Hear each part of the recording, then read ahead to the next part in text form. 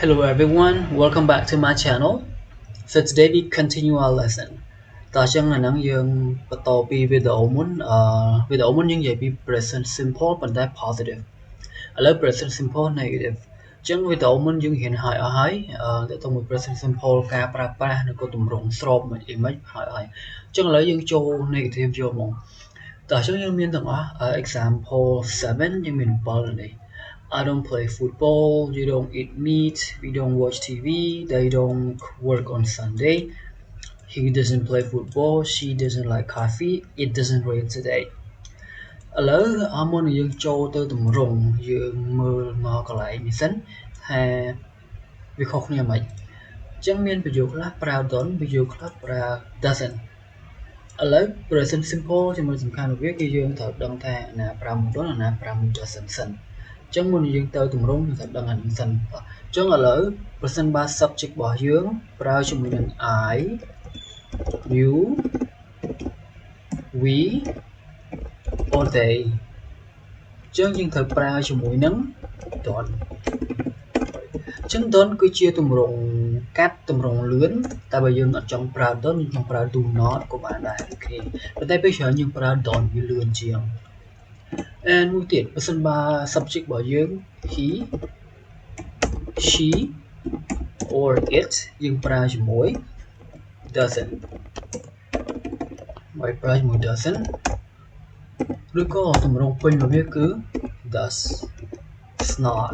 នេះអញ្ចឹងបើសិនបើយើងឃើញ subject របស់វា I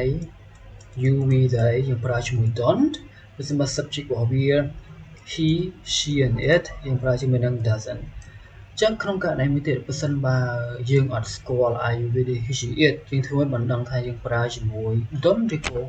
doesn't អញ្ចឹងស្រួលជាណាមទេយើងប្រើជាមួយ don't ឬក៏ do not នេះនៅពេលដែល subject របស់វា only one sorry ពេល subject របស់វា more than one right ឬក៏យើងហៅទៅហៅថា plural អញ្ចឹងនៅពេលដែល subject របស់វា plural subject វាមានច្រើនយើងប្រើជាមួយនឹង don't ក្នុងករណី subject របស់វាមានតែមួយទេយើងប្រើជាមួយនឹង doesn't នេះមានតែមួយណាយើងប្រើជាមួយនឹង doesn't អញ្ចឹង only one ឬក៏គេហៅមួយទៀតហៅថា singular នេះអញ្ចឹងគឺយើងប្រើជាមួយនឹង doesn't ឬក៏ does not alright អញ្ចឹងឥឡូវយើងដឹងពីរបៀបប្រើ don't ឬក៏ doesn't ហើយយើងចូលមកទម្រង់របស់វាយកមក form តោះអញ្ចឹង form របស់ negative present simple negative អញ្ចឹងយើងទាញមកពីលើមកយើងដឹងបាននេះជា I don't play football អញ្ចឹង I យើងចាត់ទុកវាថាជា subject plus បូកជាមួយនឹងនេះ don't ហើយនឹង doesn't គឺយើងដាក់មករហូតអញ្ចឹង don't វាអាច plus ជាមួយ don't ឬក៏អាច plus ជាមួយនឹង doesn't វាអាស្រ័យទៅលើ subject ដែលយើងតាមរៀននេះ subject មានម៉ាន subject អីគេយើងប្រើ don't ឬក៏ doesn't and ផ្លែកក្នុងទម្រង់នេះគឺយើងបូកជាមួយនឹង verb 1 ធម្មតាអញ្ចឹងយើងត្រឡប់ទៅ present simple positive វិញ verb របស់វាគឺយើងបូកជាមួយនឹង verb ses ឬក៏ ies ប៉ុន្តែក្នុង negative គឺយើងបូកជាមួយនឹង verb 1 ធម្មតាអត់ថែមអីទាំងអស់គឺ verb zin របស់វាហ្មង verb zin អញ្ចឹងបូក verb 1 and plus ជាមួយនឹង object ចុងក្រោយ object and full stop អញ្ចឹងយើងបានទម្រង់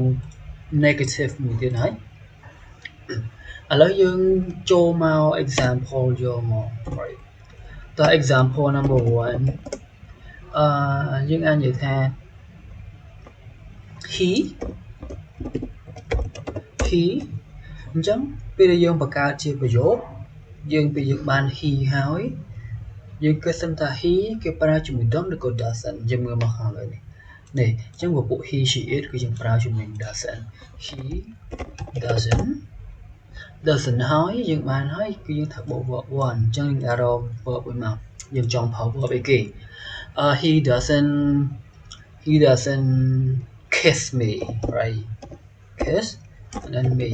អញ្ ចឹង case ជា verb 1 and then me ជា object ប៉ុណ្ណឹងយើងបានមួយប្រយោគចឹងយើងកន្លែងមើល case នេះគឺអត់មាន time es អត់មាន time s អត់មានអីទាំងអស់គឺ case ធម្មតាព្រោះវាជា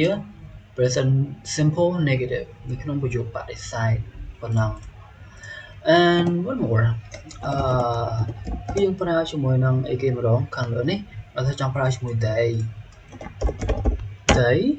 ចឹង they យើងមើលទៅ they ប្រើជាមួយនឹង don't ចឹង they don't ចឹងយើងរក verb មក they don't what they don't drink coffee right ចឹង they don't drink coffee យើងឃើញ drink នេះវាអត់ដូរអីអត់ time s ទាំងអស់ដោយសារតែនៅក្នុងប្រយោគបដិសេធហើយ they នេះគឺយើងប្រើជាមួយ don't and one more example លើនេះក្នុងករណីដែលយើងអត់ស្គាល់ subject បើវា are you the he she it យើងធ្វើបាននឹងថាដាក់ doesn't ឬក៏ don't ឧទាហរណ៍ថាខ្ញុំចង់ដាក់អានេះមួយ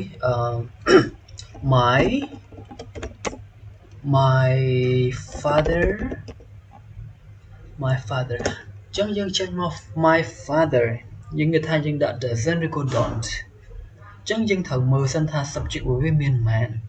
ឥឡូវ my father នេះអត់មាន time អីទាំងអស់ចឹងមានថា father មានតែមួយទេចឹងបើសិនបើមានតែមួយនេះ only one singular នេះគឺយើងប្រើជាមួយនឹង doesn't my father doesn't smoke right smoke បោះទៅជក់ doesn't smoke smoke cigarette right doesn't smoke cigarette ចឹងយើងឃើញ my father យើងប្រើជាមួយ doesn't ដោយសារ father មានតែមួយ singular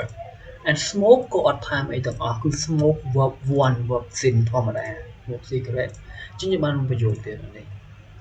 អូខេចឹងអានេះexample ខ្លីៗងាយយល់ជាមួយនឹង present simple negative ចឹងឥឡូវមុននឹងចប់វីដេអូជួយ comment ប្រាប់ខាងក្រោមលំហាត់មួយដាក់ថា many dogs